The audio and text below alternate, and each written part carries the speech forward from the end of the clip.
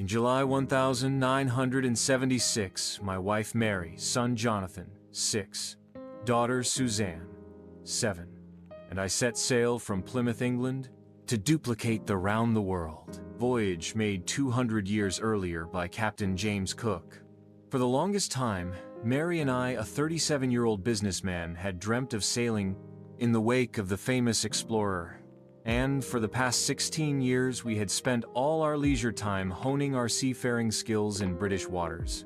Our boat, Wavewalker, a 23-meter, 30-ton wooden-hulled beauty, had been professionally built, and we had spent months fitting it out and testing it in the roughest weather we could find. The first leg of our planned 3-year, 105, 0-kilometer journey passed pleasantly as we sailed down the west coast of Africa to Cape Town. There, before heading east, we took on 2 crewmen, American Larry Vigil and Swiss Herb Seigler, to help us tackle one of the world's roughest seas, the Southern Indian Ocean. On our second day out of Cape Town, we began to encounter strong gales. For the next few weeks, they blew continuously.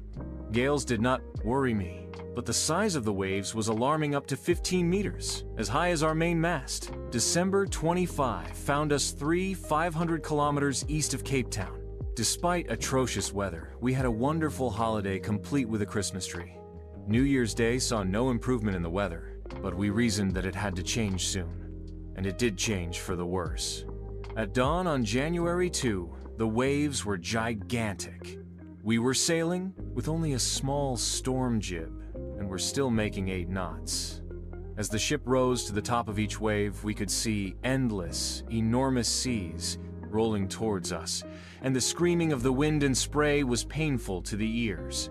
To slow the boat down, we dropped the storm jib and lashed a heavy mooring rope in a loop across the stern. Then, we double-lashed everything, went through our life raft drill, attached lifelines, donned oilskins and life jackets, and waited.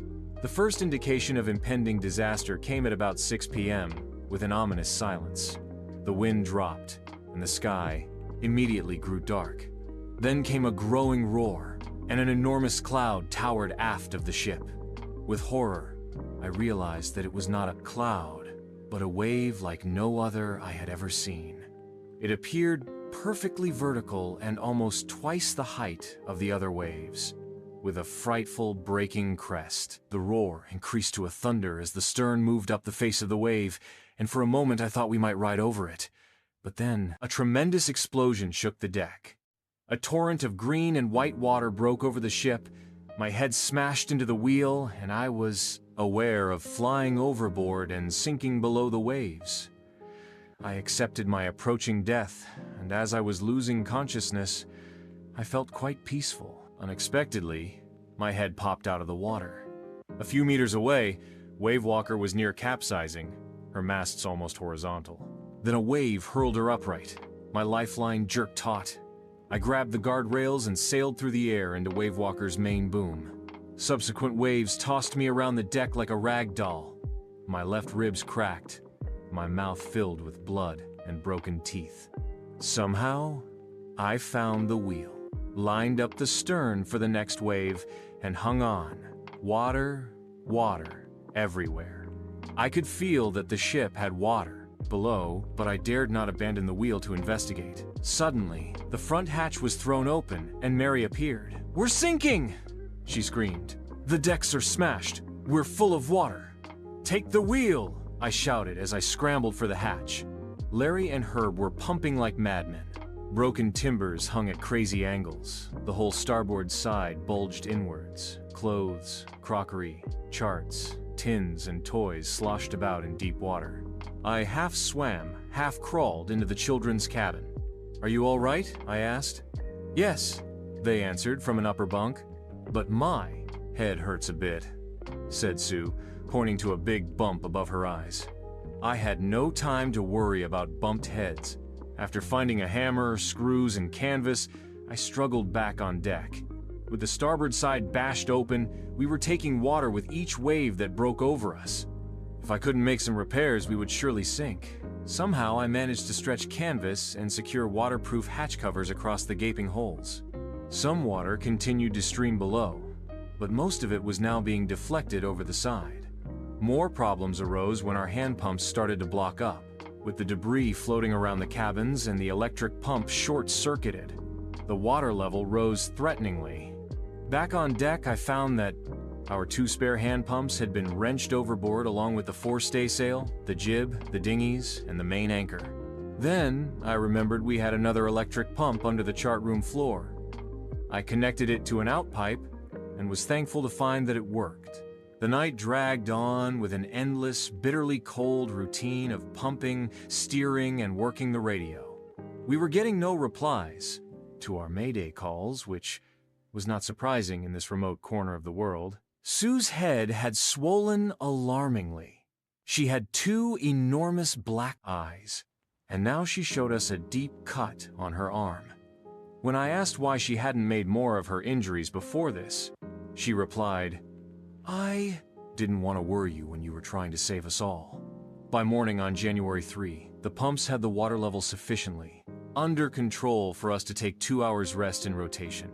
But we still had a tremendous leak somewhere below the waterline, and on checking, I found that nearly all the boat's main rib frames were smashed down to the keel. In fact, there was nothing holding up a whole section of the starboard hull except a few cupboard partitions. We had survived for 15 hours since the wave hit, but Wavewalker wouldn't hold together long enough for us to reach Australia.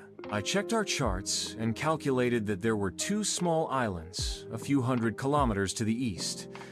One of them, Isle Amsterdam, was a French scientific base. Our only hope was to reach these pinpricks in the vast ocean. But unless the wind and seas abated so we could hoist sail, our chances would be slim indeed. The Great Wave had put our auxiliary engine out of action. On January 4, after 36 hours of continuous pumping, we reached the last few centimeters of water. Now, we had only to keep pace with the water still coming in. We could not set any sail on the main mast. Pressure on the rigging would simply pull the damaged section of the hull apart, so we hoisted the storm jib and headed for where I thought the 2 islands were. Mary found some corned beef and cracker biscuits, and we ate our first meal in almost 2 days. But our respite was short-lived. At 4 p.m., black clouds began building up behind us. Within the hour, the wind was back to 40 knots and the seas were getting higher. The weather continued to deteriorate throughout the night, and by dawn on January 5, our situation was again desperate. When I went in to comfort the children, John asked, "Daddy, are we going to die?" I tried to assure him that we could make it. "But Daddy," he went on, "we aren't afraid of dying if we can all be together, you and Mummy, Sue, and I." I could find no words with which to respond, but I left the children's cabin determined to fight the sea with everything I had. To protect the weakened starboard side, I decided to heave to with the undamaged porthole facing the oncoming waves, using an improvised sea anchor of heavy nylon rope and 2 22-liter plastic barrels of paraffin. That evening, Mary and I sat together holding hands, as the motion of the ship brought more and more water in through the broken planks. We both felt the end was very near, but Wavewalker rode out the storm, and by the morning of January 6, with the wind easing, I tried to get a reading on the sextant. Back in the chart room, I worked on wind speeds, changes of course, drift, and current in an effort to calculate our position. The best I could determine was that we were somewhere in 150 0 kilometers of ocean looking for a 65-kilometer-wide island. While I was thinking, Sue, moving painfully, joined me. The left side of her head was now very swollen, and her blackened eyes narrowed to slits. She gave me a card she had made. On the front, she had drawn caricatures of Mary and me with the words, "Here are some funny people. Did they make you laugh?" I laughed a lot as well. Inside was a message. "Oh, how I love you both. So this card is to say thank you and let's hope for the best." Somehow, we had to make it. I checked and rechecked my calculations. We had lost our main compass, and I was using a spare which had not been corrected for magnetic variation.